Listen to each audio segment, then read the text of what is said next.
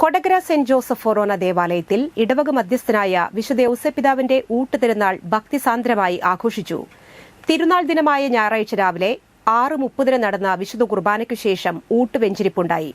വികാരി father Jason Karippayi മുഖ്യ കാർമ്മികത്വം വഹിച്ചു. 8:30 വിശുദ്ധ കുർബാനയും 10 തിരുനാൾ പാട്ടു കുർബാനയും ഉണ്ടായിരുന്നു. തിരുനാൾ പാട്ടു കുർബാനയ്ക്ക് ഫാദർ ലിൻസ് മേലെപ്പുറം CMI മുഖ്യ കാർമ്മികനായി. ഫാദർ ഡോക്ടർ വിൻസെന്റ് ആലപ്പാട്ട് തിരുനാൾ സന്ദേശം നൽകി. 4 സെന്റ് ജോസഫ് ഫാമിലി കുർബാനയുണ്ടായി. തുടർന്ന് 4:30 തിരുനാൾ പ്രദക്ഷിണം, രാത്രി 7:30 പ്രദക്ഷിണം സമാപനം, വർണ്ണമഴ എന്നിവയും ഉണ്ടായി.